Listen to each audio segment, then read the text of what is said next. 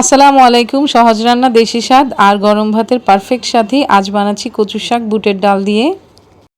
শেষে আছে চমক। মিস করতে না চাইলে ভিডিওটা শেষ পর্যন্ত দেখুন। চলুন তাহলে রেসিপিটা শুরু করি। প্রথমে কচু শাকগুলো আমি খুব ভালো করে বেছে নিয়েছি। তারপর পরিষ্কার পানিতে কয়েকবার ধুয়ে নিচ্ছি যাতে সব মাটি আর ময়লা পরিষ্কার হয়ে যায়। কচু শাক ভালো করে ধোয়ার খুব গুরুত্বপূর্ণ, এতে রান্না পরিষ্কার আর সুস্বাদু হয়। এদিকে বুটের ডালগুলো আমি আগে থেকে ভিজিয়ে রেখেছিলাম। এখন এইগুলো ভালো করে হাত দিয়ে ঘষে ঘষে আমি ধুয়ে নিয়েছি। এখানে আমি কচু শাকটি রান্না করার জন্য যা যা উপকরণ নিয়েছি তা আগে থেকে রেডি করে রেখেছি। এখানে আছে আদা রসুন বাটা, রসুন আছে আধা বাটা করা, তারপর পেঁয়াজ কুচি, মরিচ ফালি করা, লবণ, হলুদের গুঁড়া, মরিচের গুঁড়া, জিরার গুঁড়া, ধনিয়ার গুঁড়া এবং বুটের ডাল, আস্ত গরম মশলা। এবার শাক আর বুটের ডাল সেদ্ধ করার জন্য চুলায় একটি পাতিল বসিয়ে দিলাম। পাতিল গরম হলে প্রথমে কিছুটা পানি দিয়ে নিলাম যাতে ডাল সহজে সিদ্ধ হয়। তারপর ধুয়ে রাখা বুটের ডালগুলো দিয়ে দিলাম।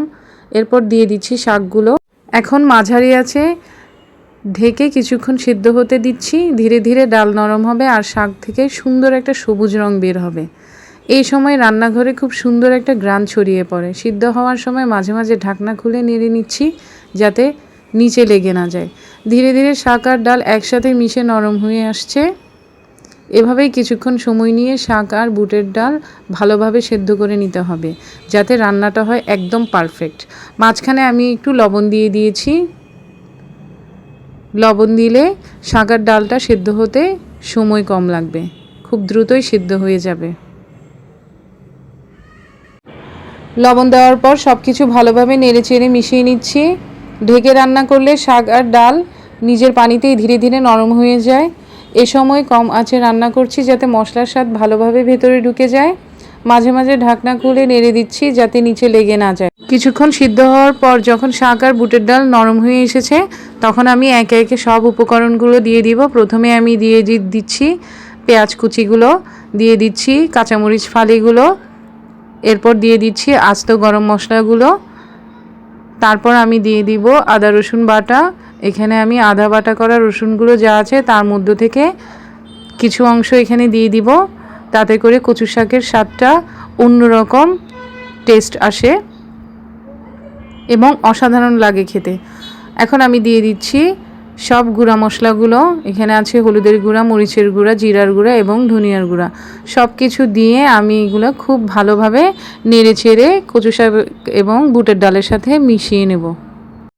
এখন মশলার সাথে শাক আর বুটের ডাল ধীরে ধীরে রান্না করছি। মশলাগুলো ভালোভাবে মিশে যাওয়ার জন্য মাঝারি আঁচে নেড়ে চেড়ে কষিয়ে নিচ্ছি। দেখতে দেখতে শাক আর ডাল মশলার সাথে সুন্দরভাবে মিশে যাচ্ছে। রান্নার রং ধীরে ধীরে গাঢ় হয়ে আসছে আর রান্নাঘর জুড়ে দারুণ একটা ঘ্রাণ ছড়িয়ে পড়েছে। মাঝে মাঝে নেড়ে দিচ্ছি যাতে নিচে লেগে না যায় এবং সব কিছু সমানভাবে রান্না করছি। এই সময়টায় ধৈর্য ধরে রান্না করতে হয়, কারণ ধীরে ধীরে রান্না করলে স্বাদ অনেক বেশি ভালো আসে। শাক নরম হয়ে মশলার সাথে মিশে গেলে রান্নাটা আরও ঘন হয়ে আসে। ডালও একদম নরম হয়ে গেছে, তাই সব কিছু এখন একসাথে পারফেক্টভাবে রান্না হচ্ছে।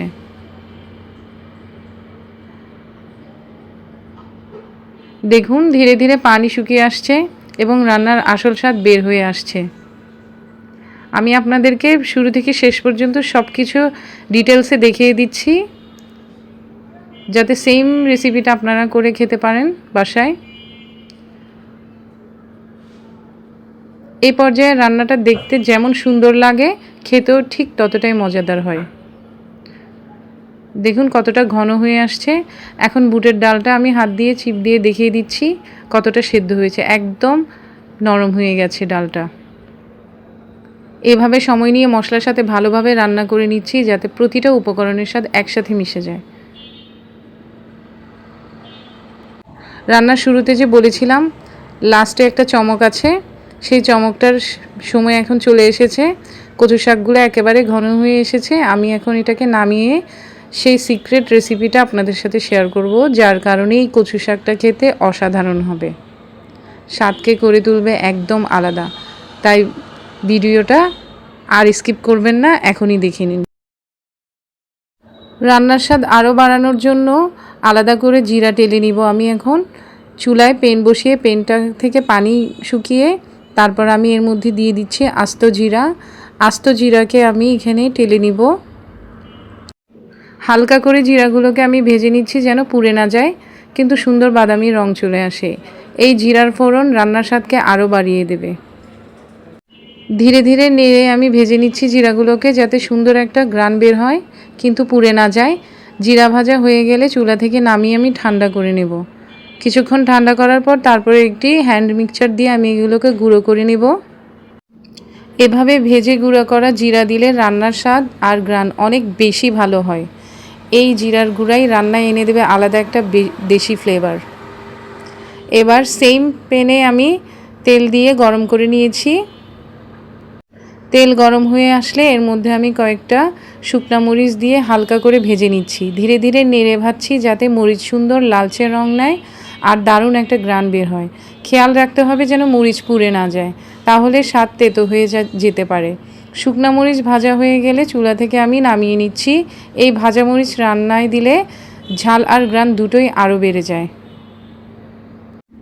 একই তেলে এবার আধা বাটা রসুনগুলো দিয়ে ভেজে নিতে হবে। রসুনগুলো দিয়ে আমি ধীরে ধীরে ভেজে নেব, যাতে রসুনের কাঁচা গন্ধটা না থাকে। রসুন ভাজতে ভাজতে সুন্দর একটা গোল্ডেন কালার আসবে। দেখুন ধীরে ধীরে একটি সুন্দর একটা গোল্ডেন কালার চলে আসছে এবং এর থেকে একটা সুন্দর ঘ্রাণও বের হচ্ছে। ঠিক এই সময় আমি সেদ্ধ করা কচু শাকগুলো দিয়ে দিব।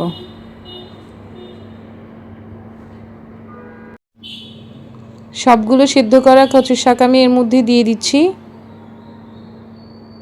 এবার ভালোভাবে নেড়েচেড়ে রান্না করছি, যাতে রসুনের স্বাদ শাকের সাথে সুন্দরভাবে মিশে যায়। মাঝারি আঁচে ধীরে ধীরে রান্না করতে হবে, এতে শাক আরও মজাদার আর ঘ্রাণে ভরপুর হয়ে উঠবে। দেখুন দেখতেই কত লোভনীয় লাগছে, মনে হচ্ছে এখনই খেয়ে ফেলি। ধীরে ধীরে রান্নাটা শুকিয়ে আসবে, এতে একদম পারফেক্ট একটা টেক্সচার আসবে।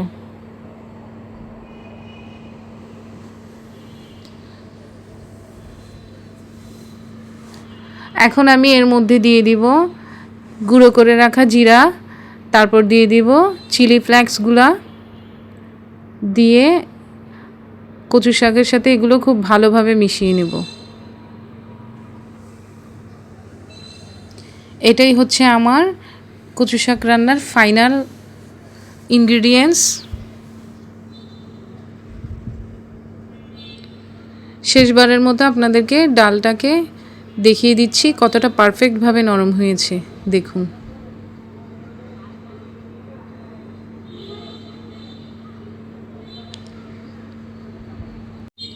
এভাবেই নেড়েচেড়ে শেষবারের মতো রান্না করে নিচ্ছি, যাতে স্বাদটা হয় একদম ঘরোয়া আর লোভনীয়।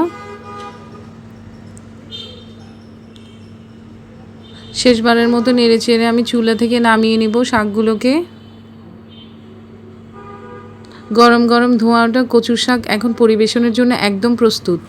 এক প্লেট গরম ভাতের সাথে এই রান্নাটা খেতে সত্যিই অসাধারণ লাগে। ঘরোয়া সহজ উপকরণে তৈরি হয় এই রেসিপিটি, যেমন স্বাস্থ্যকর তেমনই স্বাদেও ভরপুর। আপনারাও বাসায় এভাবে রান্না করে খেতে পারেন। ভিডিওটি যদি ভালো লাগে তাহলে আমার চ্যানেলটিকে সাবস্ক্রাইব করে, আমার ভিডিওটিকে লাইক করে এবং বন্ধুদের সাথে বেশি বেশি করে শেয়ার করে আমার পাশে থাকবেন। আর নিজেরা বাসায় রান্না করে অবশ্যই কমেন্ট করে জানাবেন কতটা মজা হয়েছে এই রেসিপিটা। ধন্যবাদ সবাইকে, ভালো থাকবেন সবাই।